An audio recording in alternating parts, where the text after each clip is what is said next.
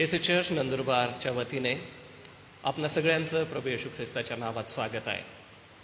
प्रति बुधवारी आम्ही सकाळी 9 ते 10 या वेळामध्ये अध्ययन करीत आहोत आणि हे अध्ययन एसी चर्च नंदुरबारतर्फे आपल्या सर्व मंडळांसाठी व जे ऑनलाईन बघणारे प्रेक्षक आहे आपणा सगळ्यांसाठी हे दिलं जात आहे। यासाठी शिक्षक म्हणून सेवा करीत असताना सन्मान्य डॉक्टर रेव्हरंड जी जय कृपाळक साहेबांना प्रभुदेव आपली कृपा पुरवत आहे व त्याच्याद्वारे आम्ही विविध विषय हाताळत आहोत।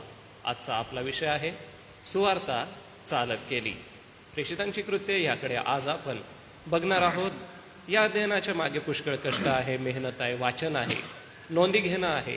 हे सगळं प्रभुदेव आम्हा सगळ्यांसाठी आशीर्वादित करत आहे व यासाठी कष्ट घेण्यासाठी प्रभुदेव रेव्हरंड जी जय कृपाळक साहेबांना आपली कृपा पुरवत आहे। त्यासाठी मी परमेश्वराला धन्यवाद देतो व जमलेल्या आपल्या सगळ्यांच्या सोबत प्रार्थना करीत आजच्या अध्ययनाला सुरुवात करतो। प्रार्थना करू।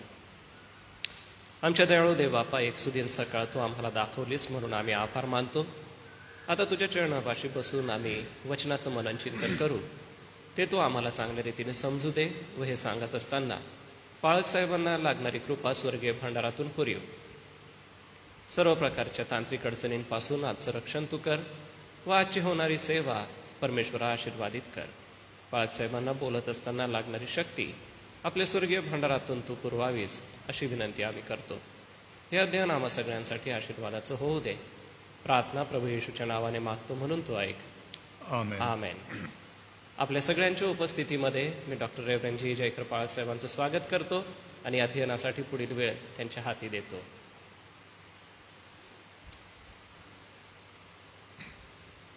सगळ्या प्रियजनांना प्रभू येशू ख्रिस्ताच्या मधुर नावामध्ये मी सलाम सांगतो। देव आपली काळजी घेवो, आपलं भलं करो। आपला तारणारा प्रभू येशू ख्रिस्त याच्या कृपेत व सद्गुणात तो आपली वाढ करो आणि आपल्याद्वारे त्याचा मनोदय मंडळीमध्ये व या जगामध्ये सिद्धीच जावो, ही अपेक्षा बाळगून आजच्या अध्ययनाला आपण प्रारंभ करू। पुन्हा एकदा लक्षात घ्या, ही बायबल स्टडी नाही आहे, फक्त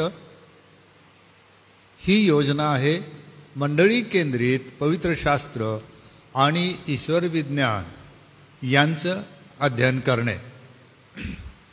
मंडळी केंद्रित म्हणजे मंडळीमध्ये मंडळीच्या लोकांनी मंडळीच्या विकास आणि वाढीसाठी एकत्र येऊन मंडळीच्या द्वारे देवाची इच्छा पूर्ण केली जावी म्हणून शिकणे, शिकवणे आणि इतरांना सांगणे आणि त्याचं स्तर किंवा त्याची पातळी ही सर्वसाधारण नसेल, किमान ज्याला आपण म्हणतो की मध्यम, थोडंफार इतकं की जे बायबल कॉलेजेस, शाळा, सेमिनरीज त्या पातळीपर्यंत जे शिकवलं जातं त्या तत्वांवर आधारितच, परंतु आपल्या लोकांसाठी सुटसुटीतरित्या शिक्षण सादर करणे हा आपला उद्देश आहे। त्यासाठी तुम्हाला लेखी नोंदी देण्यात येतात, सोबतच तुम्हाला मार्गदर्शन करण्यात येतं आणि तुम्ही त्या वाचायच्या, घडवायच्या, वापरायच्या आणि सेवा किंवा जीवनामध्ये त्यामधून शिकलेल्या तत्वांचं लागूकरण करायचं। मंडळीमध्ये हा उपक्रम आपण का घेतला आहे त्याचं साधं सरळ कारण मागे पण मी सांगितलं की आपल्यापैकी बहुतेकांना बायबल स्कूलमध्ये किंवा कॉलेजेसमध्ये, सेमिनरीजमध्ये जाण्याची इच्छा जरी असेल तरी जाता येत नाही। पुष्कळ कारणं असतात। फार थोडे जाऊ शकतात, फार थोड्यांना ते जमतं, ही गोष्ट खरी आहे।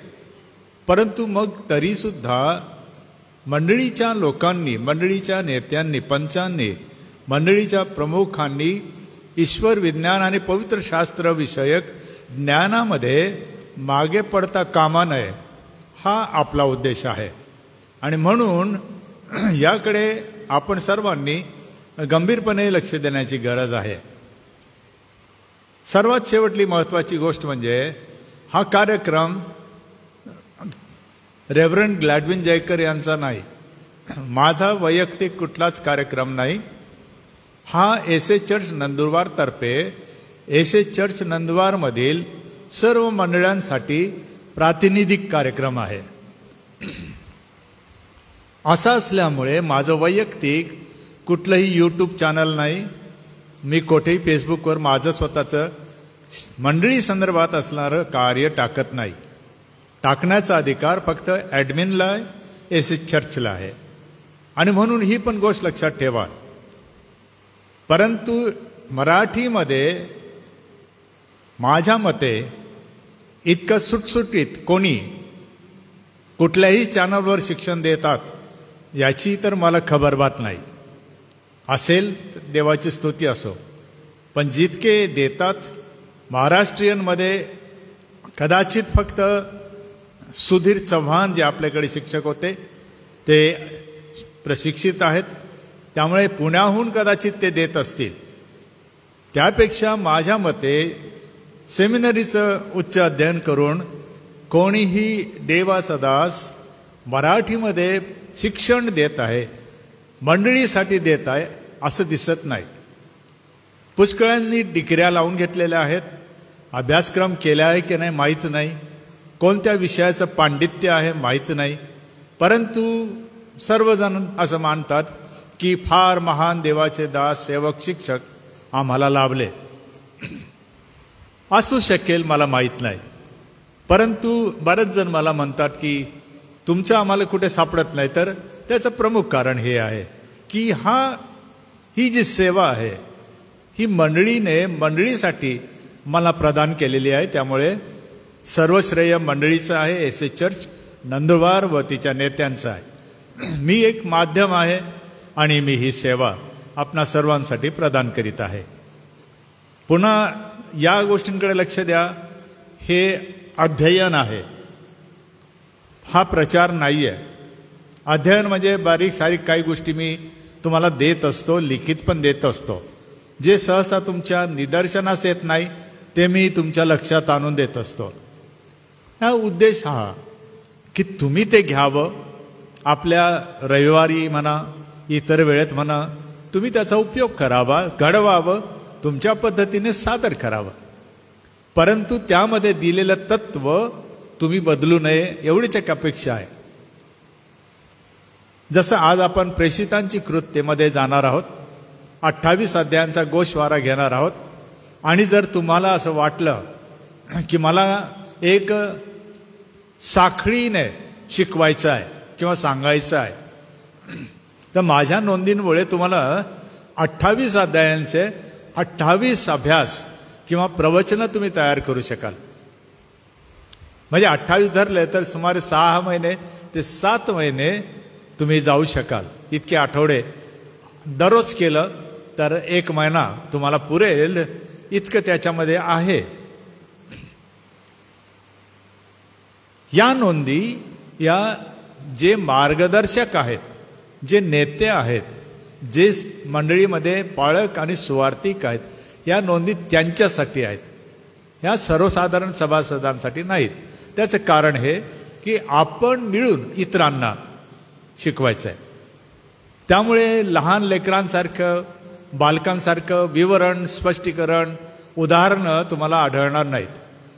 तुम्ही वापरू शकता, उदाहरणं घेऊ शकता, पण अभ्यासामध्ये फक्त तेथे काय सांगितलं याकडे लक्ष केंद्रित करावं लागतं. आज सकाळी एका मोठ्या विचाराने आपण याचा आरंभ करू की पौल तिमोथेला काय म्हणतो ते बघा.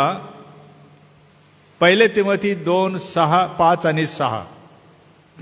1 तिमोथी 2:5 आणि 6. पौल तिमोथेला म्हणतो, कारण एकच देव आहे आणि देव व मानव यांमध्ये ख्रिस्त येशू हा मनुष्य एकच मध्यस्थ आहे. त्याने सर्वांसाठी मुक्तीचे मोल म्हणून स्वतःला दिले, याची साक्ष यथाकाळी द्यावयाची आहे. या साक्षीसाठी मला घोषणा करणारा व प्रेषित कंसामध्ये मी सत्य बोलतो, खोटे बोलत नाही. प्रेषित, विश्वास व सत्य या संबंधी परराष्ट्रीयांचा शिक्षक म्हणून नेमण्यात आले. मुख्य रोख पौल सेवेकऱ्यांबद्दल किंवा मंडळीवर नेमलेल्या नेत्यांबद्दल धरून बोलत आहे. तो म्हणतो, पहिली गोष्ट, आपल्याला 5व्या वचनाप्रमाणे येशू ख्रिस्त कोण आहे हे समजणं गरजेचं आहे. लोकांनी सांगितलेला नाही, आपल्याला वाटलेला नाही, पटलेला नाही, काही पाहिलं अनुभवलं म्हणून नाही. तर पौल म्हणतो की देवाच्या तारणाच्या इतिहासामध्ये एकमेव जो मध्यस्थ तो येशू ख्रिस्त. आता रिडेम्प्टिव्ह हिस्ट्री किंवा हिस्ट्री ऑफ रिडेम्पशन हा एक फार मोठा विषय आहे. तो तुम्ही नोंद करू शकता की तारणविषयक किंवा मुक्तीविषयक इतिहास देवाने अगदी सृष्टीपूर्वी ते सृष्टीच्या विलयानंतर तारणाची योजना कशी निर्माण करून राबवली, पूर्ण केली आणि पुढे काय होणार. मग ती आदाम हवेमध्ये कशी, विश्वामध्ये कशी, राष्ट्रामध्ये कशी, एका राज्यामध्ये कशी, लोकांमध्ये कशी, मंडळीमध्ये कशी, ती पूर्ण झाली. तारणाची योजना हा एक फार अखंड मोठा रिडेम्पशन हिस्ट्री हा विषय आहे. पौल कशाबद्दल बोलतोय?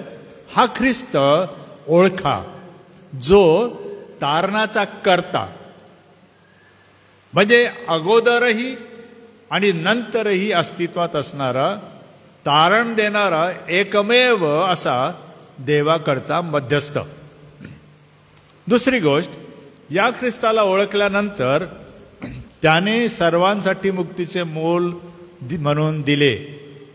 हे तारण किंवा ही मुक्ती मिळवण्यासाठी या प्रभू येशू ख्रिस्ताने किंवा ज्या प्रभू येशू ख्रिस्ताने मुक्तीचं मोल म्हणून स्वतःला दिले तो येशू ख्रिस्त.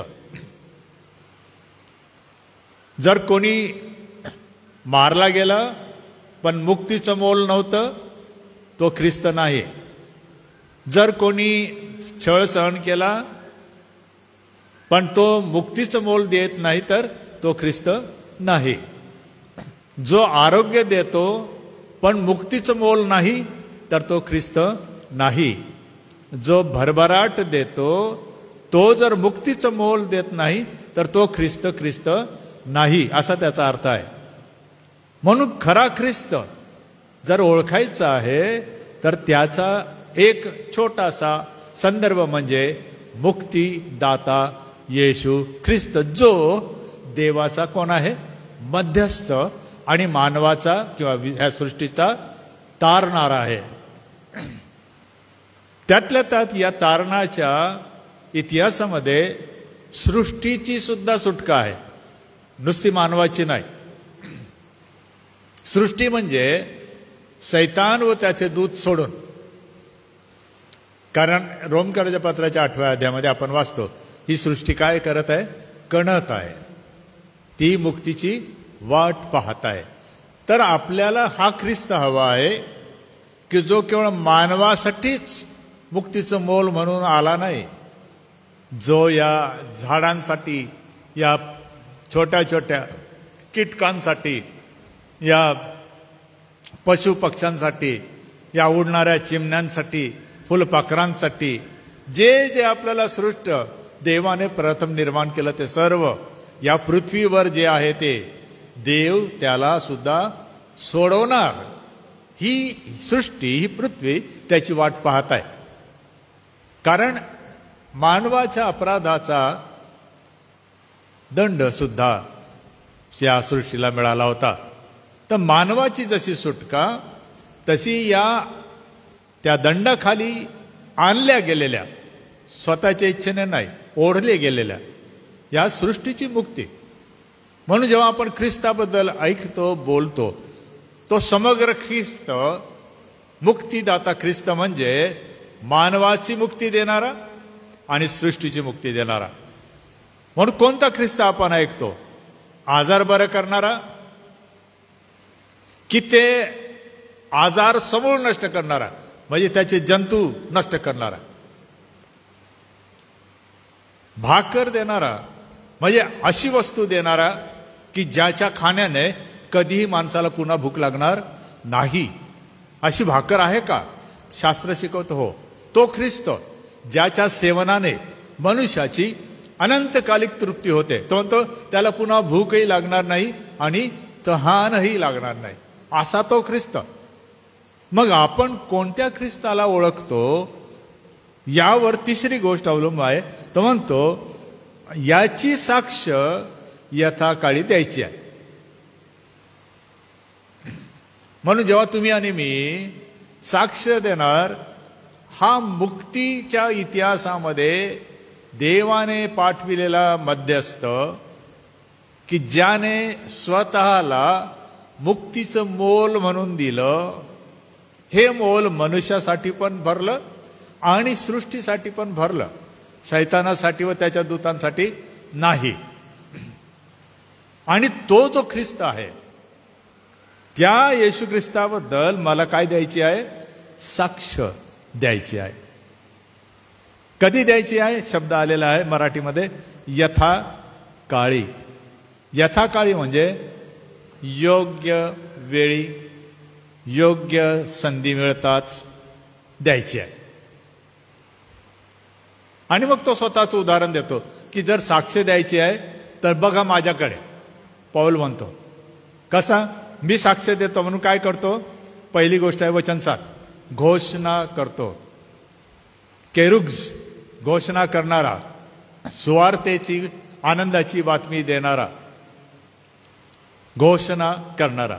दुसरी गोष्ट पाठविलेला, देवाने पाठविलेला, मनुष्याने पाठविलेला नाही. प्रेषित म्हणजे ज्याला देवाने पाचारण केले, आज्ञा केली आणि पाठविले तो. आणि शिक्षक, परराष्ट्रीयांचा शिक्षक. कशा संदर्भात? त्यांचा विश्वास आणि त्यांना सत्य समजणे या संबंधी मी आहे शिक्षक. तिहेरी भूमिका प्रेषित म्हणतो माझ्या पाचारणात देवाने मला दिली. मी माझ्या या गोष्टीबद्दल साक्षीसाठी मी काय करतो? घोषणा करतो. मग आता हे मला सांगायचं आहे की आपण हे सर्व अध्ययन करतो, हा सर्व विचार करतो, आपण ख्रिस्ती जीवन जगतो. कशासाठी? तर साक्ष देण्यासाठी. मग ही साक्ष आपण कशी देतो? घोषणेच्या द्वारे घोषणा करतो. कशी देतो? आपल्याला प्रेरणा मिळते जावं, आपण जातो आणि लोकांना, सृष्टीला साक्ष देतो.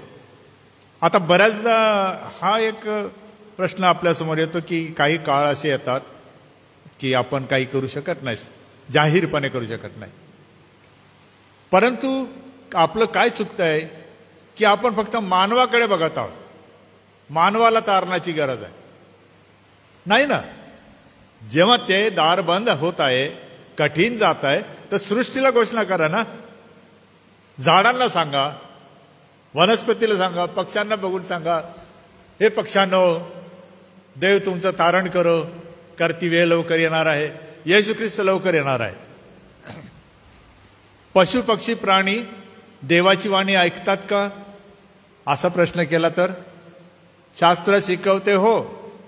उदाहरणार्थ नोहाचा समय, आज्ञा केली, प्राणी जोडी जोडीने त्या जहाजाकडे आले. कसे काय आले काय माहिती, पण ते बरोबर आले. बलाम आणि बालकाच्या वेळेला गाढवी बोलू लागली, देवाचा निरोप देऊ लागली, आवरलं संदेश त्याला.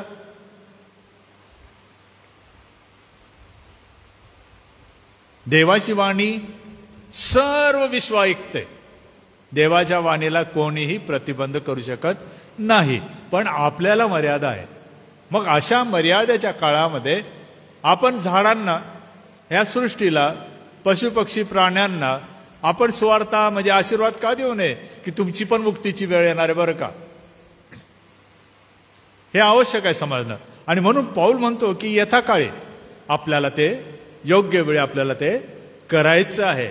आणि मग आजचा धडा, मग जर आपल्याला तसं करायचं आहे तर मग प्रेषितांच्या कृत्याकडे आपण जाऊ की ही साक्ष यथाकाळी यरुशलेमेपासून ते दिगंतापर्यंत गेली कशी, हे समजणं मग आवश्यक आहे. आता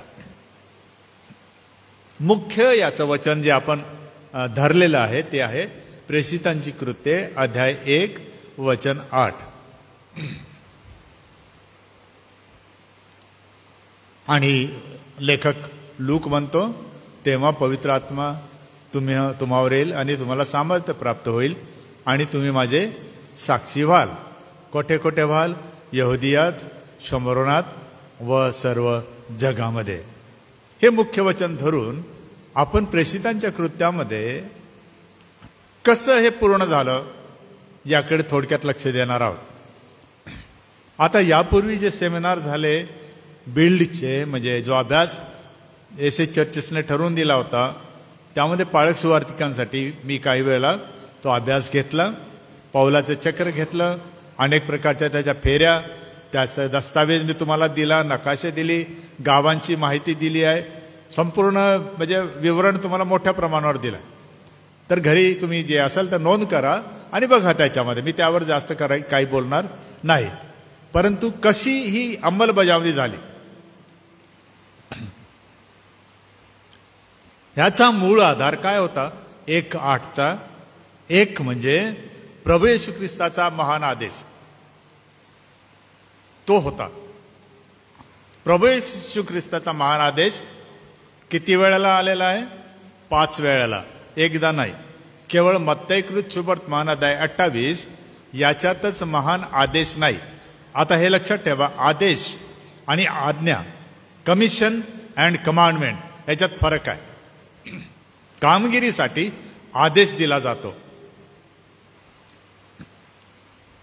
4 सुवर्तमानामध्ये शेवटी आणि प्रेषितांच्या कृत्यामध्ये आरंभी या 5 महान आदेशांचा उल्लेख आपल्याला आढळतो.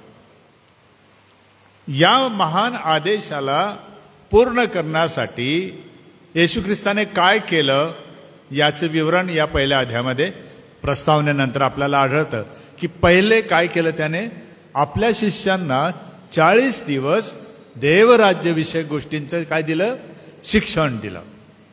40 दिवसाचा सेमिनार त्यांचा झाला. आता मला माहीत नाही 40 दिवस ते खाल्ले प्याले की नाही, घरी गेले की नाहीत, आपल्याला काही वर्णन आढळत नाही. असं गृहीत धरूया होतं, जेवण खाणं झालं असेल, आराम केला गेला असेल आणि येशू ख्रिस्त तर पुनरुत्थित होता. पण तो 40 दिवस त्यांना ह्या आदेशाची पूर्णता कशी होईल याबद्दल शिकवित गेला, मूलतत्वे सांगत गेला. आणि शेवटी तो म्हणाला, पण एक गोष्ट लक्षात घ्या, जोपर्यंत पित्याने देऊ केलेली देणगी तुम्हाला मिळत नाही तोपर्यंत यरुशलेम सोडून जाऊ नका. 50वा दिवस आला म्हणजे येशूचं स्वर्गारोहण झालं. 10 दिवसांनी 50वा दिवस आला, पवित्र आत्मा अवतारला, शिष्य पवित्र आत्म्याने भरले, मंडळी पवित्र आत्म्याने भरली. आणि तेथून अध्याय 2 प्रेषितांची कृत्यापासून अध्याय 28 येथपर्यंत आपण काय वाचतो की फार प्रचंड मोठ्या प्रमाणावर या ख्रिस्ताच्या मार्गाने ढवळाढवळ करून टाकली, उलटापालट करून टाकली. आणि असं आपण वाचतो कधी कधी की लोक असं म्हणू लागले, हे लोक कोण आहेत? हे जगाची उलटापालट करणारे लोक आहेत.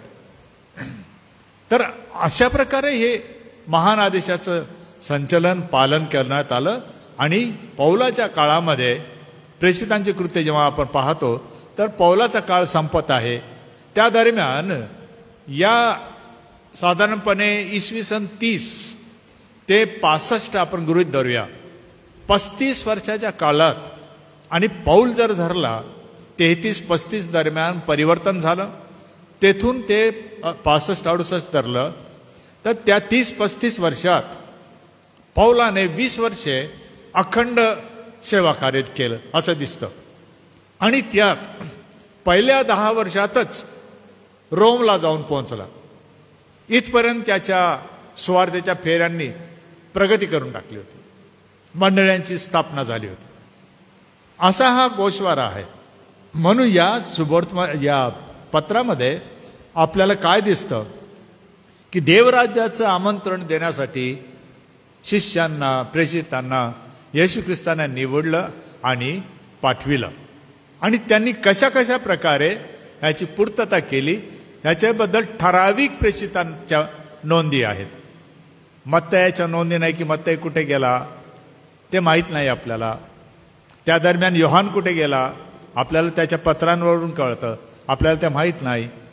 उरलेले होते, शिमोन कनानी होता किंवा दुसरे जे होते, आंद्रिया होता, ह्यांचं काय झालं त्याचे जास्त काही उल्लेख आपल्याला आढळत नाही. पण ठराविक नमुना, एक उदाहरण म्हणून विशेषतः 2 व्यक्तींवर पुस्तकाचा लेखक लूक लक्ष केंद्रित करतो.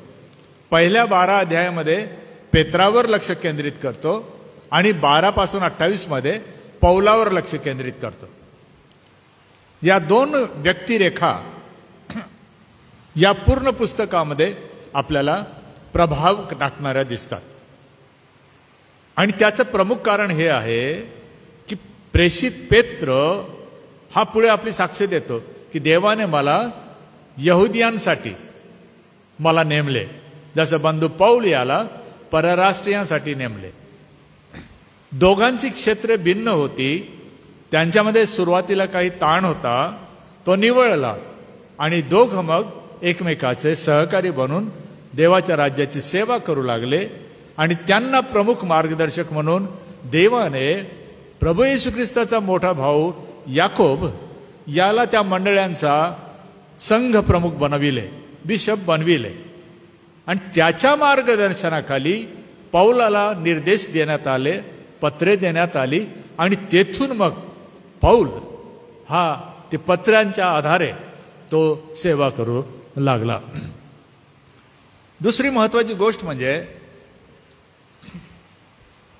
लूकाकडे पाहिल्यावर असं दिसतं की लूक हा तज्ज्ञ पण आहे. लेखक जो लूक आहे त्याच्याबद्दल लूकाच्या शुभवर्तमानामध्ये मी सांगितलं होतं, लेख लिहिताना लूक हा तज्ज्ञ म्हणून लेख लिहितो. तुम्हाला माहित आहे लूक हा काय होता, पेशाने वैद्य किंवा डॉक्टर होता, शरीरशास्त्राचा तज्ज्ञ तो होता. लुकाच्या तज्ज्ञतेबद्दल 5 गोष्टी आहेत, त्या मी तुम्हाला वाचतो, फक्त तेवढ्याच नोंदी करा. लूक कोण आहे? इतिहासकार.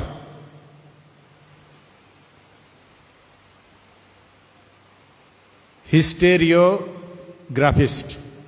इतिहासकार. घटना नोंदणे, शोधणे, तपासणे, सत्यता पडताळणे आणि लिहिणे याला इतिहास म्हणतो आपण. कल्पित नाही, घडलेल्या. म्हणून तो कोण आहे? पहिले इतिहासकार. इतिहासकार आहे कारण त्याने जे लिहिलं त्याच्या घटना व्यवस्थित आहेत. दुसरी गोष्ट आहे साक्षीदार त्याचे आहेत. घटना आहेत व्यवस्थित, साक्षीदार व्यवस्थित आहे, वैज्ञानिक पद्धती वापरली आहे. त्या काळात अनेकांनी लेखन केले, करत होते असं तो म्हणतो. त्याला जाणीव आहे, माहिती आहे इतरांची, ते लेख लिहित आहेत. आणि विशेषतः ज्याच्यासाठी लिहिले तो मनुष्य, तो धनी किंवा तो महाराज थियोफिल, त्यांच्यासाठी तो हे खास लिहितो 2 खंड. आणि त्या खंडांना लिहिण्यासाठी जर आपण लुकाला बघितलं तर त्याचा उल्लेख प्रेषित 16 यामध्ये येतो, तो आम्ही म्हणतो. आणि 16 ते 28 आपल्याला दिसतं की 10 ते 20 वर्ष मग लूक संशोधन करतो आणि 60च्या दरम्यान हे पुस्तक लिहितो. दुसरं आपल्याला लूकाबद्दल दिसतं की तो पौलाचा सहकारी बनला. तुम्हाला संदर्भ दिलेले आहेत, तुम्ही वाचू शकता. त्याच्या प्रवासामध्ये तो राहिला, उरलेल्या वेळामध्ये संशोधन करीत राहिला. शेवटच्या वेळी कैसरियामध्ये पौलाला जेव्हा तुरुंगवास झाला त्याला 2 वर्ष मिळाले. लूक 2 वर्षामध्ये पौलाची पण भेट घेत होता आणि परिसरामध्ये घडलेल्या गोष्टी त्यांची तपासणी करत गेला.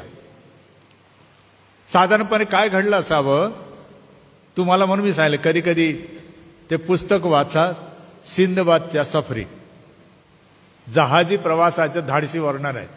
कशा धाडसाने पूर्वी दर्यावर्दी बनून लोक प्रवास करत होते. गोष्टी रूपात असेल परंतु वाचायला छान आहे ते.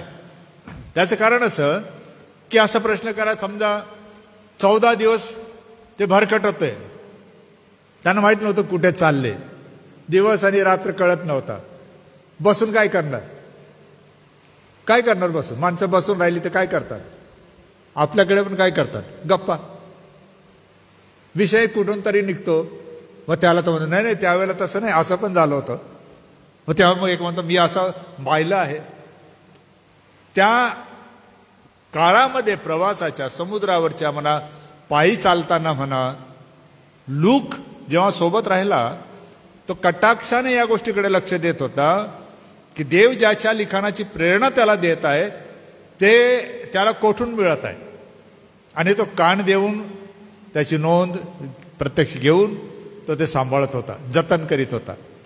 आणि मग जेव्हा देवाच्या दयेने अशी संधी कैसरियामध्ये पौलाला तुरुंगात टाकल्यामुळे मिळाली, शास्त्रज्ञ असं म्हणतात की त्याने त्याचा पुन्हा तपास केला की हे बरोबर होतं का, मी जे ऐकलं, जे मला सांगण्यात आलं ते. तर ही एक पद्धत आहे की गप्पा जरी करता तर गप्पा वाईट नसतात, परंतु कुठेतरी जर तुम्ही सावध असाल तर देवाच्या इच्छेचा मागोवा आपण घेऊ शकतो की देव मला काय सांगत आहे.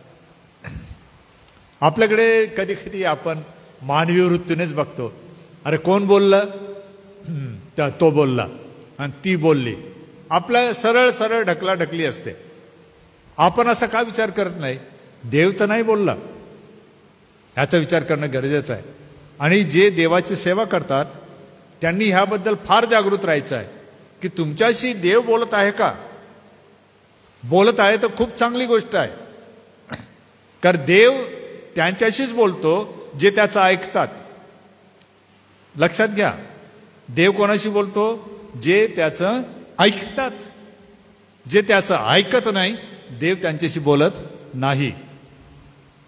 मग मंडळी किंवा लोक किंवा आपल्या पुढाऱ्यांना जर आपल्याला काही द्यायचं असेल तर लूक काय शिकवतो की देव बोलतो, जर तुम्ही सावध असाल, तुम्ही त्याच्या सहभागितेत असाल, लक्ष द्याल तर देव बोलतो का, तर ते पुढे त्यांना कामात येणार आहे. देव तुमच्या आणि माझ्याशी जर बोलत नाही तर मंडळीशी, लोकांशी देव बोलू शकत नाही. ह्याच्याकडे खबरदारी घेण्याची गरज आहे. त्याच वेळेला देव बोलेल असं नाही, देव कधी कधी त्याचा अर्थ भेद नंतरही देतो, पण आपल्याला नेहमी सावध राहावं लागतं. म्हणजे एक म्हणजे लूकाचं वैशिष्ट्य आहे तो काय झाला, सहकारी. आपल्याला संघ भावना आवश्यक आहे. आपण एकमेकाचे चांगल्यांचे काय बना, सहकारी बना. त्यांना ओढून घेऊ नका, तुम्ही तिकडे ओढले जा. कारण आपली मैत्री, आपली लागणी, प्रेम, आदर आपल्यापेक्षा भल्या लोकांची, चांगल्या लोकांची, शिकलेल्या लोकांची असलं आवश्यक आहे. त्यांच्यामध्ये तुम्ही सामील व्हा, म्हणजे तुम्हाला मीपणा जाऊन आम्ही असं बोलायची सवय लागेल. तिसरी महत्वाची गोष्ट म्हणजे या शोधन केल्यानंतर त्याने संग्रह केला, सोडून दिलं नाही. त्याच्यामध्ये काय दिसते, त्याची चिकाटी. ही त्याचे झाले ऐतिहासिक कला जपण्याची साहित्य पद्धती, जी रोमी आणि ग्रीक साहित्य, व्याकरण, रचना यावर आधारित आहे. हे साधारण नाही, त्याचं लिखाण हे व्याकरणाधारित आहे, साहित्य कला पद्धतीवर आधारित आहे. दुसरा आहे तो मुत्सद्दी लेखक आहे, म्हणजे ठामपणे सांगतो हे असं आहे असं, आणि तो प्रमाण पण देतो, नावं घेतो, घटना घेतो, गावं घेतो. जर तुम्ही प्रवासामध्ये गेला पौलाच्या, तर मी मागे नोंद दिली होती, 49 प्रमुख शहरांची, राजधान्यांची तो नोंद घेतो प्रवासाची. कमाल आहे याची. तर म्हणजे कमीत कमी एवढे, आजूबाजूचे सोडून द्या, आणि एकदा दोनदा तीनदा भेटी दिल्या त्या वेगळ्या, असंख्य 49. मुख्य रोमी साम्राज्याच्या म्हणजे प्रांतांच्या राजधान्या त्याने पादाक्रांत केल्या. त्याची नोंद गावासह आणि प्रवास मार्गासह आहे की जेव्हा तो म्हणतो पिसिदियातील अंतुकिया, लुस्त्र, दर्बे, आणि परत म्हणतो दर्बे, लुस्त्र, पिसिदियातील अंतुकिया. आणि जर भूगोल बघितला तुम्हाला बरोबर सापडतं. तेथून त्रोवास तुम्हाला बरोबर बंदर सापडतं. त्रोवासून खाली बरोबर सापडतं. मिलिते सापडतं. कुप्र सापडतं. पाफोस सापडतं. पण ते जर तुम्ही उत्तर आणि दक्षिण, पूर्व, पश्चिम प्रवासी मार्ग जे आहेत ते पण पाहावे लागतात की वाऱ्याची दिशा, मी मागे बोललो होतो की भौगोलिक वारे जे आहेत ते उत्तर, दक्षिण, पूर्व, पश्चिम वाहतात. खारे वारे, शुष्क वारे, मग त्यांचे प्रवास कसे असतात. आणि पौल उत्तरेला जर गेला म्हणतात तर वाऱ्याची दिशा होती का. आणि आपल्याला दिसतं की हो, मिलिताहून वरती रोमकडे उत्तर दक्षिण प्रवास आहे. इकडून निघाला तो अंतिकियाकडून, सिरियाहून तो निघाला कुप्रकडे, हे पूर्व पश्चिम आहे. जेव्हा जायचं होतं तर वाऱ्याची दिशा पूर्वेकडून पश्चिमेकडे होती, कारण शिडाची जहाज होती. मिलिताहून रोमकडे जायचं होतं तर दक्षिणेहून उत्तरेला जाण्याची वाऱ्याची दिशा होती, म्हणून तसा प्रवास झाला. पण गोंधळ कुठे झाला होता की जेव्हा सांगितलं की हरक्युलियन नावाचं चक्रीवादळ आहे, आपण थांबावं, आणि ते थांबले नाही आणि प्रवासामध्ये गडबड झाली. 301 किलोमीटर ते वाहवत गेले. फुटलं जहाज, ती गोष्ट वेगळी. परंतु सांगायचं तात्पर्य हे की तो मुत्सद्दी लेखक आहे म्हणजे काय, तो ठामपणे सांगतो की असं होतं, असं घडलं. येशू ख्रिस्ताबद्दल बोलताना तो हे पण सांगतो की येशू ख्रिस्तावर दंड थोपण्यात आला. केव्हा? जेव्हा रोमी सरकार त्याला निरपराध म्हणून जाहीर करून चुकलं, तरी पिलाताने 3 वेळाला त्याला निरपराध आहे असं म्हटलं, पण तरी त्याच्यावर मरणाचा दंड काय करण्यात आला म्हणतो तो थोपवण्यात आला. आता याचा अर्थ असा आहे एका बाजूला की तो रोमी शासनाची बाजू घेत आहे की रोमी प्रशासन योग्य होतं, पण कोणाचं चुकत होतं? यहुद्यांचं. हे तो बरोबर सांगत आहे. पौलाने सांगितलं मी रोमी आहे, तर त्याला सोडण्यात आलं. लूक हे लुकाच्या शुभवर्तमानातही, प्रेषितांच्या कृत्यामध्ये पण सांगतो की तो रोमी साम्राज्याच्या बाजूने बोलतोय की रोमी प्रशासन, ख्रिस्ती किंवा यहुदी लोकांनी असं समजू नये की चुकीचं करत होते. परंतु येशूबद्दल जे काय घडलं तो दंड काय करण्यात आला? थोपवण्यात आला, म्हणजे त्याच्या डोक्यावर मारण्यात आला. कोणामुळे? लोकांच्या आरडाओरड, गोंधळ, जबरदस्तीमुळे. आणि म्हणून पिलाताने हात धुतले असं म्हणतो की मला काय करायचं, तुमचं तुम्ही बघा. आणि शेवटली महत्वाची गोष्ट म्हणजे अनेक प्रसिद्ध तुरुंगाधिकारी त्याच्यामध्ये किंवा अधिकारी ख्रिस्ताकडे वळले जे रोमी होते, याची नोंद तो घेतो. म्हणजे मंडळीला तो हे सांगतो की मंडळी ही समाजाभिमुख असावी, समाजाकडे बघणारी असावी. कोणत्या दृष्टीने? की आता येशू ख्रिस्तामध्ये यहुदी आणि परराष्ट्रीय काय झालेले आहेत? एक झालेले आहेत. म्हणून जसं पेत्र परिवर्तन पावला, पौल परिवर्तन पावला, इतर परिवर्तन पावले, महायाजकांचा गट परिवर्तन पावला, त्याच प्रकारे हे शताधिपती, हे मुख्याधिकारी, रोमी साम्राज्याचे मोठे प्रांतपाल हे ख्रिस्ताकडे वळले. याचं कारण काय? मंडळीने समाजाकडे समतोल दृष्टीने पाहावे, म्हणून की देव यहुदी आणि यहुदीतरांचा पण स्वीकार करतो. ही झाली थोडीशी प्रस्तावना. मी तुम्हाला नोंदी दिल्या, आता ती नोंद तुम्हाला हवी तर तुम्ही लिहू शकता किंवा ऐकू शकता. आता याची जी विषयानुसार देत आहे रूपरेषा. अध्याय 1 मध्ये आपण काय वाचतो? सामर्थ्याची वाट पाहणारे शिष्य, अध्याय 1. बऱ्याच छोट्या मोठ्या गोष्टी आहेत, परंतु आपण मुख्य विषय काय घेतो की सामर्थ्याची वाट पाहणारे शिष्य. अध्याय 2 ते 8 यामध्ये काय वाचतो आपण? 50वा सण किंवा 50व्या दिवसाचा सण, ते शौलाने केलेला छळ. 8व्या अध्यायामध्ये आपण वाचतो शौल छळ करत होता. अध्याय 2 ते 8, 50वा दिवसाचा सण ते शौलाचा छळ. अध्याय 9 ते 12 मध्ये शौल तार्ससकरचं परिवर्तन आणि त्याची प्रारंभिक मंडळीची सेवा. अंतिकियामध्ये तो राहतो. शौल म्हणजे पाऊल, परिवर्तन आणि प्रारंभिक सेवा. अध्याय 13 आणि 14 मध्ये आपण काय वाचतो? पहिला प्रेषितीय प्रवास, मिशनरी जर्नी, पहिला प्रेषितीय प्रवास. अध्याय 15 यरुशलेम येथील महामंडळाची सभा. खास 15वा अध्याय त्यासाठी देण्यात आला. त्याच्यामध्ये विचारविनिमय काही विषयांचा होतो, काही प्रश्न उपस्थित केले जातात. पाऊल तेथे असतो, पाऊल प्रश्न विचारतो आणि त्याची समाधानकारक उत्तरे घेऊन याकोब त्यांना पत्रे देतो आणि तेथून ते प्रवासाला निघतात. 15:36 ते 18:22 यामध्ये 15:36 ते 18:22 यामध्ये दुसरा प्रेषितीय प्रवास आहे. 15:36 ते 18:22 दुसरा प्रेषितीय प्रवास. 18:23 ते 21:24 मध्ये तिसरा प्रेषितीय प्रवास. 18:23 ते 21:14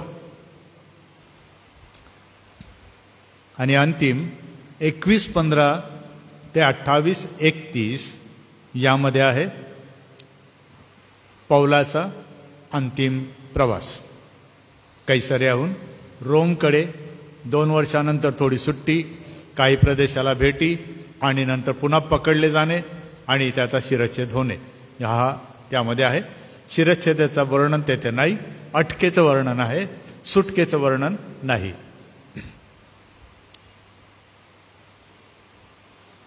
आपण जो अभ्यास करत आहोत बिल्डचा, त्याची रूपरेषा ऐका पाहिजे तर, पण मी त्यामध्ये तुम्हाला एक कडी देणार आहे, त्याकडे लक्ष द्या.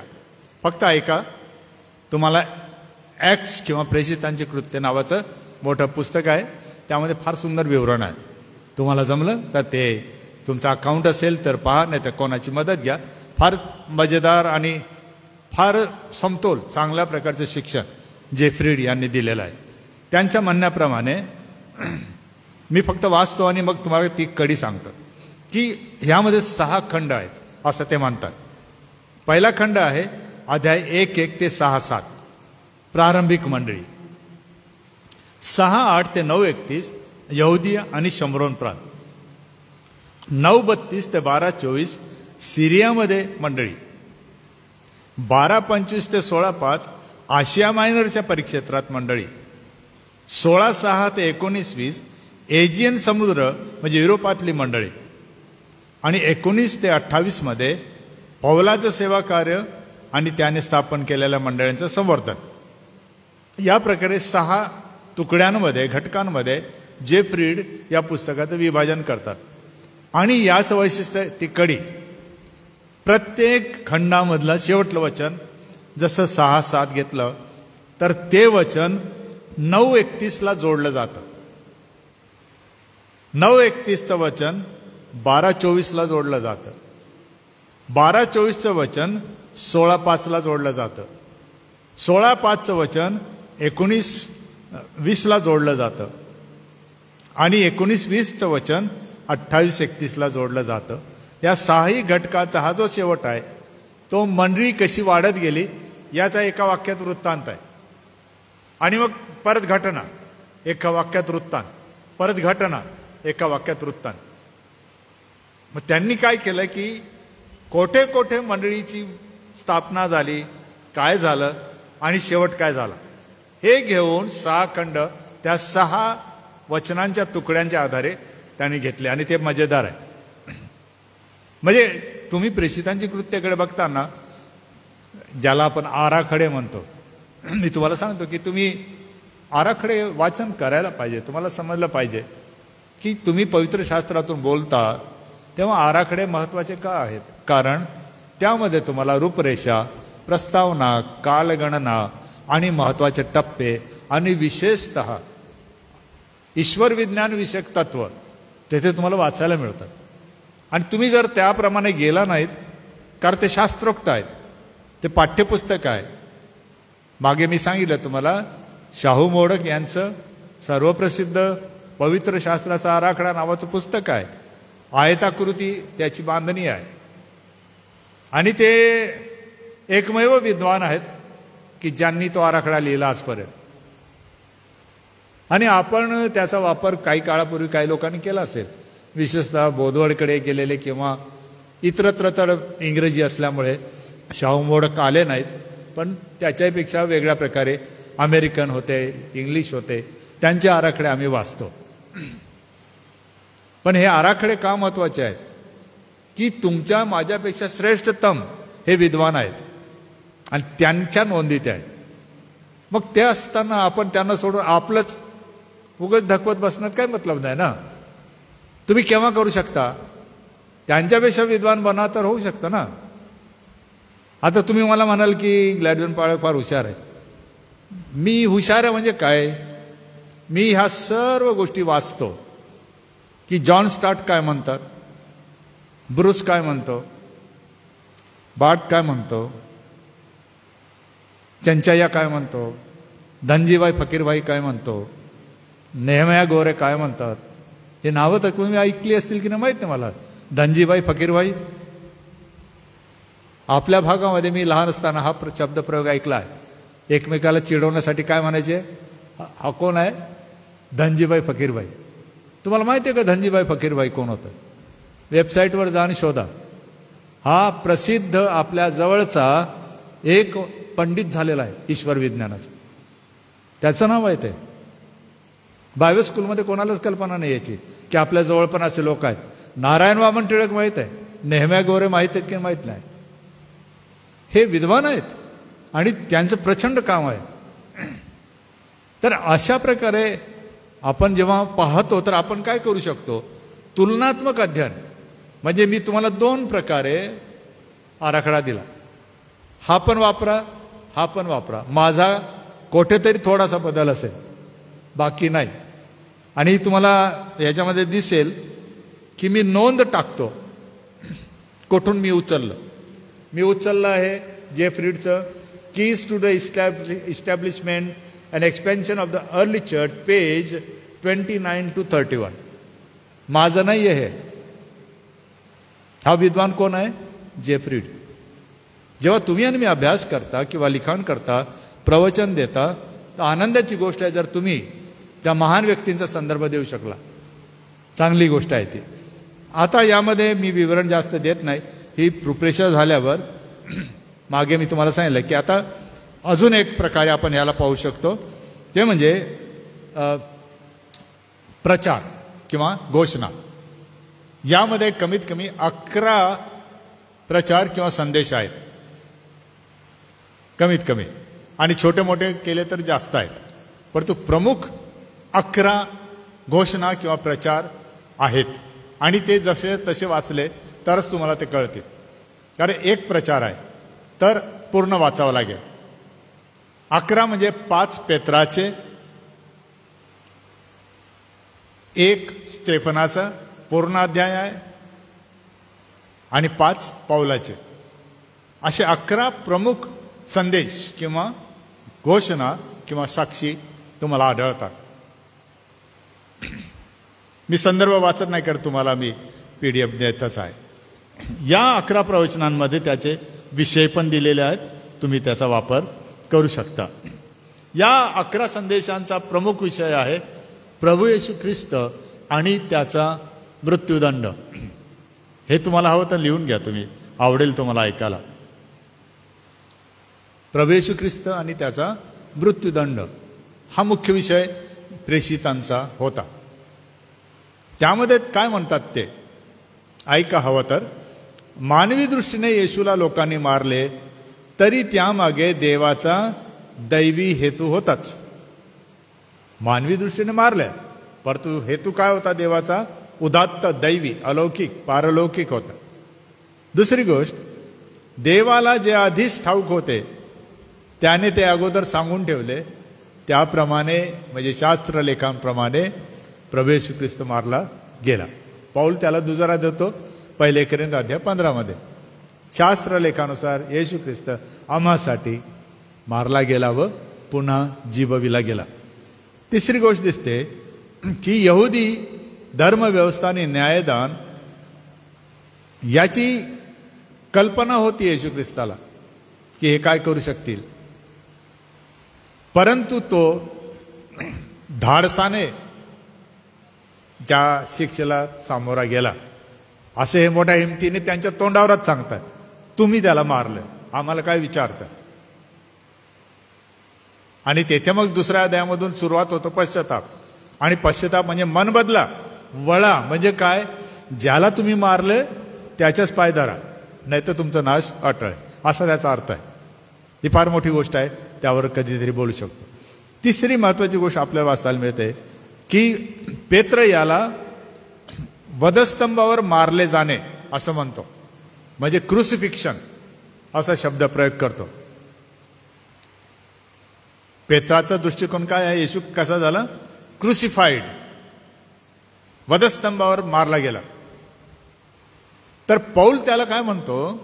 येशू ख्रिस्ताने वधस्तंभावर काय केलं? दुःख सहन केलं आणि मरण पत्करलं. Suffering and execution. दोघांचा दृष्टिकोन वधस्तंभाबद्दल असा आहे. पेत्र म्हणतो त्याला वधस्तंभावर तुम्ही मारला.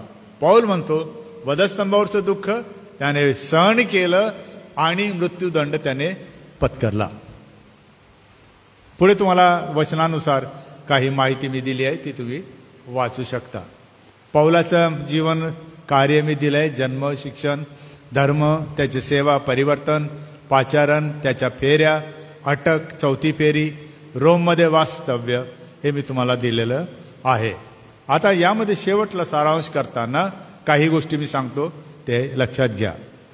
पहिली गोष्ट आहे, या पत्राचा अभ्यास करताना आपण काय लक्षात ठेवावं की प्रेषितांची कृत्ये अध्याय 1:8 अनुसार प्रभू येशू ख्रिस्ताच्या महान आदेशाचे पालन करण्यासाठी देवाच्या पवित्र आत्म्याने शिष्य आणि प्रेषितांना सक्षम केले आणि चालविले.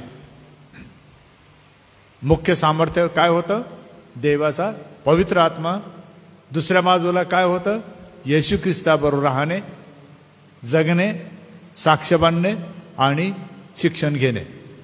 दोन्ही बाजू आपल्याला लक्षात ठेवायच्या असतात. महान आदेशाप्रमाणे भौगोलिक प्रदेशांमध्ये सुवार्ता चालत गेली. हा शब्द महत्वाचा आहे, जो माझा आहे. चालत गेली. इफिसकराच्या पत्राच्या 6व्या अध्यायामध्ये तुम्ही आणि मी शस्त्र म्हणून पायामध्ये जोडे घाला, पादुका घाला असं म्हटलं. आणि त्या कशाच्या आहेत? सुवार्तेच्या आहेत. आणि त्यावरून मी हा शब्द प्रयोग करत आहे की तुम्ही पळता, धावता, पोहोचता की चालत जाता. कारण चालत जाणाऱ्याच्या पायामध्ये काय असायला पाहिजे? सुवार्तेचे जोडे. आणि हे सुवार्तेचे जोडे घालून लोक गेले. प्रेषित विना सुवार्ता कोठेही गेले नाहीत. चहा प्यायला गेले नाहीत, प्रवास करायला गेले नाहीत, भेटी द्यायला गेले नाहीत. प्रत्येक याच्यामध्ये त्यांच्या पायामध्ये सुवार्तेचे जोडे असल्याशिवाय ते गेले नाहीत. जो सेवा करतो, जो पाळक, सुवार्तिक, नेता घोषणा करतो, त्याची आवश्यकता म्हणजे त्याचे पाय सुरक्षित ठेवणे, सुवार्ता असणे गरजेचं आहे. ती नसेल, यशाया काय म्हणतो, कोणाचे पाय मनोरम दिसतात? सुवार्ता सांगणाऱ्यांचे पाय मनोरम दिसतात, तोंड नाही. आपले किती झगमगाट असो, किती स्टेज शो असो, पण आपण कुठे पाहायचं आहे? तोंडाकडे नाही. कुठे पाहायचं आहे? पायाकडे पाहायचं आहे. त्याच्या पायामध्ये सुवार्तेचे जोडे आहेत का? कोणत्या ब्रँडचे, कंपनीचे जोडे आहेत ते महत्वाचं नाही. त्याच्या पायाला कधी स्लीपरच असेल, साधारणच असेल, परंतु त्याच्या मुखातून निघणारी सुवार्ता ही त्याचे जोडे आहेत. आणि ते कसे दिसायला पाहिजे? आपल्याला मनोरम, सुंदर दिसायला पाहिजे.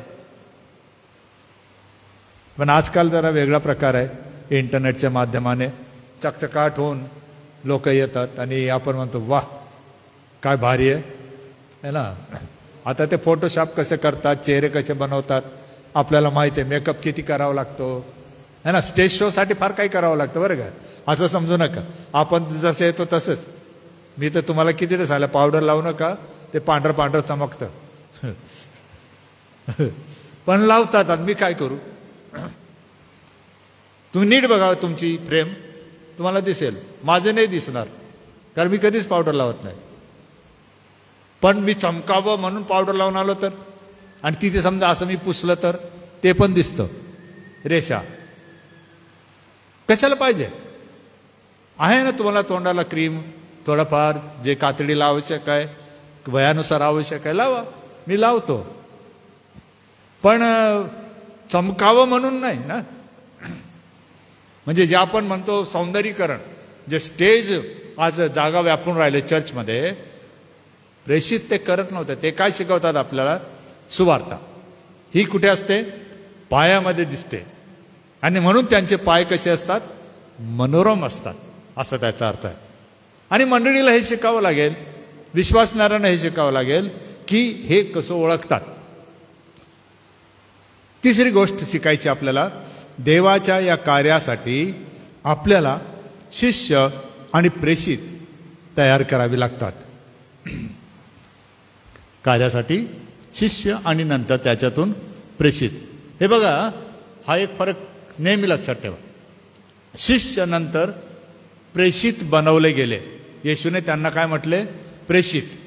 आरंभी शिष्य होते, त्याच्या आरंभी अनुयायी होते. तुम्ही माझ्या मागे चला म्हणजे अनुयायी झाले. अनुयायी घडवले, त्यांना नाव दिलं शिष्य. आणि शिष्य पुढे त्यांना येशूने म्हटलं तुम्ही कोण आहात? प्रेषित.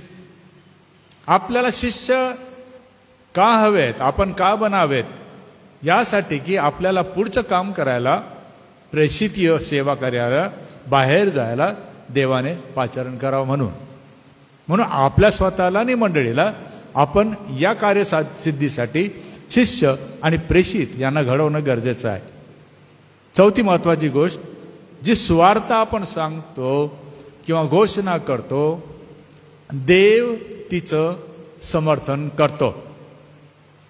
मनुष्य करो न करो, लोक करो ना करो, समर्थन कोण करतो? देव समर्थन करतो. तुम्ही जर मार्काचं सुवर्तमानाध्याय 16 आणि वचन 20 जर बघितलं तर मार्क आरंभीचं पुस्तक जरी कॅनॉनिकल ऑर्डरमध्ये आहे तरी तो काय म्हणतो? कंसामध्ये आहे तो परिच्छेद. तो म्हणतो 20व्या वचनात, त्यांनी तेथून निघून जाऊन सर्वत्र घोषणा केली. प्रभू त्यांच्याबरोबर कार्य करीत होता व घडणाऱ्या चिन्हांच्या द्वारे वचनाचे समर्थन करीत होता. देव काय करतो? त्याच्या सुवार्तेच्या वचनाच्या घोषणेचं समर्थन करतो. रोम साम्राज्या पलीकडे सुवार्ता पोहोचली इल्लुरिकमापर्यंत. रोम 16-18 मध्ये वाचायला तुम्हाला मिळेल, 15-18 कदाचित, 16 नसेल. आणि अनेक मंडळांची स्थापना झाली. त्यानंतर महत्वाची घटना घडलेली आहे की पौलाने मग जी पत्रे या दरम्यान लिहिली त्यामुळे मंडळांना स्थैर्य मिळालं. हे सर्वात मोठं प्रेषितांच्या कृत्यांमध्ये असणारं शिक्षण की तेथे जेथे जेथे तो गेला तेथे त्याला संधी मिळाली, त्याने पत्र लिहिली आणि ही पत्रे मंडळांच्या जीवन आणि कारभाराचा कणा बनली. म्हणून आपण शिकत आहोत त्यामध्ये ह्या दोन गोष्टी आपल्याला लूक शिकवतो. एक आहे की मी लिखाण कालगणनेप्रमाणे केलं, म्हणून पौलाची पत्रे सुद्धा कशी येतील? कालगणनेप्रमाणे. नवीन कराराचा संच घेतला कालगणनेप्रमाणे, तर याकोबाचं पत्र हे पहिलं पुस्तक येतं, शुभवर्तमाने येत नाहीत. हे आपल्याला असं जेव्हा आपण अभ्यास करतो तेव्हा शिकतो. म्हणून प्रेषितांच्या कृत्याचा हा गोषवारा तुम्हाला देत असताना मला आनंद वाटतो की आता इथे आपण जवळजवळ इतिहास मंडळीचा घेतला, त्यानंतर शेवटी पौलाची पत्रे एकत्र आपण घेऊ आणि ह्या पौलाच्या 13 पत्र्यांचा गोषवारा देताना आपण दोन्ही दृष्टीने पाहू, कालगणनेप्रमाणे आणि प्रमाणित ग्रंथ संपदेप्रमाणे, की रोम ते शेवटपर्यंत किंवा गलतीकारस पत्र ते 13व्या पत्रापर्यंत असं. म्हणजे एका संचामध्ये आपल्याला 13 पत्रांचा गोषवारा पण मिळेल, अर्थात त्याला तेवढे दिवस लागतील, ती गोष्ट वेगळी. परंतु पहिलं सत्र पुढच्या बुधवारी पौल आणि त्याची पत्रे याचा गोषवारा मी तुम्हाला देईन आणि मग रोमकाराचं पत्र वगैरे असं करून आपण ती 13 पत्रे संपवू. आजच्या या अध्ययनामध्ये आपण सामील झालात. देव तुम्हाला आशीर्वाद देव आणि देव तुमचं भलं करो. मला आनंद वाटतो एसी चर्च नंदुरबारने आपल्यासाठी संधी उपलब्ध करून दिली. त्यासाठी माननीय अध्यक्ष महोदय, पंचमंडळ, पुढारी, रेव्हरंड अनुप वळवी आणि सोबतीचे सहकारी, आपणा सर्वांचे मी मनापासून आभार मानतो. आणि हे ऑनलाईन प्रक्षेपण होत असताना जेवढे आमच्याशी आज जडले आहेत, देव त्यांना लागणारी कृपा पुरवो आणि आशीर्वाद देव. काही अडचण असल्यास, काही विचारणा होत असल्यास आपण पहिले रेव्हरंड अनुप वळवी यांच्याशी संपर्क करा आणि मग मला पण नंतर आपण सांगू शकता, आपण त्यावर बोलू शकू. Thank you very much. Thank you for attending this broadcast this morning. This has come to you from Suvartha Alliance Church, Nandurbar, in the state of Maharashtra. We are here for more than 120 years. By God's grace, we are growing and we are being established in our faith and practice. We thank God for all the leadership, including the chairman, Dr. Rajesh Valvi and his team. And we as the pastors and teachers of this church, we have brought this program for establishing the church in faith and practice in the name of church-based theological education. God bless you. Thank you sir. अच्छा, या ध्येयासाठी मी पुन्हा एकदा प्रभूला धन्यवाद देतो, कारण देव आमच्यावर कितीतरी महान प्रीती करतो. अच्छा, या ध्यानामध्ये आम्ही प्रस्तावना बघितलेली आहे, रूपरेषा आणि सारांश देखील बघितलेला आहे. आणि म्हणून आपलं सर्वांचं मी एसी चर्चच्या वतीने मनापासून आभार मानतो. आपली उपस्थिती आपण दाखवली आणि या अध्ययनामध्ये आपण सर्व मिळून पुढे जात आहे. यावेळेस आम्ही प्रार्थना करणार आहोत. मी विनंती करतो की भानुदास वळवी सर आमच्यामध्ये आहे, ते पुढे येतील. आपण प्रार्थना करू, प्रभूची प्रार्थना म्हणू आणि मग डॉक्टर रेव्हरंड ग्लॅडविन पाळक साहेब आशीर्वाद देतील.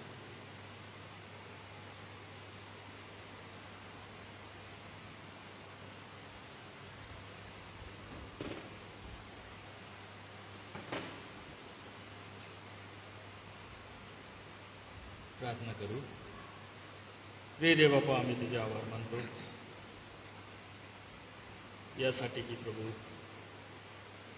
तू आमच्यासाठी जी योजना केली, एसी चर्चच्या काउन्सिलने प्रभू परमेश्वरापा सेवकांसाठी, पुढाऱ्यांसाठी आणि मंडळीच्या सभासदांसाठी परमेश्वरापा देवाचे वचन जे आहे, पवित्र शास्त्र आहे, याचा सखोल अभ्यास करावा.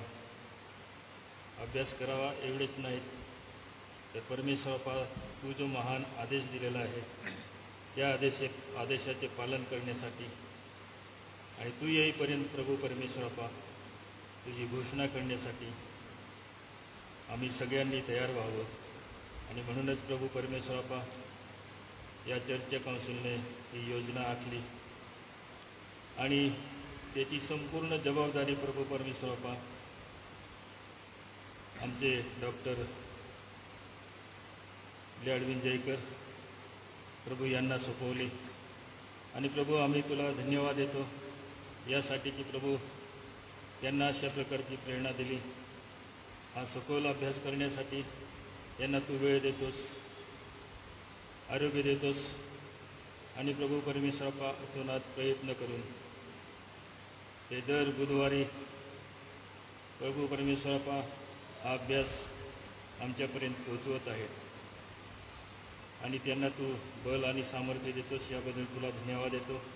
हे पवित्र आत्म्या तू आम्हा सर्वांना चालवितोस याबद्दलही तुला धन्यवाद देतो. पुढील काळात प्रभू परमेश्वरापा हा अभ्यासक्रम आम्ही पूर्ण करीत असताना तू आम्हाला आशीर्वादित कर असं आम्ही विनंती करतो. पुन्हा आम्ही स्तुती करतो बापा, कारण तू ही योजना आमच्यासाठी केलीस. ही विनंती येशू आमच्या तारणारा याच्या गोड नावाने मागतो, म्हणून तू एक बापा. आमेन. तुझं नाव पवित्र मानले जाऊ, तुझं राज्य येऊ, जसे स्वर्गात तसे पृथ्वीवर. तुझ्या इच्छेप्रमाणे हो. आमची रोजची भाकर आज आम्हास दे, जसे आम्ही आपल्या ऋण्या सोडून सोडितो तसेच आमची ऋणे आम्हास सोड. आणि आम्हास परीक्षेत आणू नकोस, तर आम्हास वाईटापासून सोडीव. कारण की राज्य, सामर्थ्य आणि गौरव ही सर्व काळ तुझीच आहे. आमेन. आता आपला तारणारा प्रभू येशू ख्रिस्त याची कृपा, देवज बाप याची प्रीती आणि पवित्र आत्म्याची सहभागिता आपणा सर्व नेत्यांबरोबर, देवाची मंडळी आणि इस्रायल राष्ट्र ह्याबरोबर, विशेषतः आजच्या अभ्यासक्रमाशी जडलेल्या एस चर्चेस व आजूबाजूच्या सर्व मंडळांच्या विश्वासणाऱ्यांबरोबर आता आणि सदा सर्वकाळ राहो. आमेन.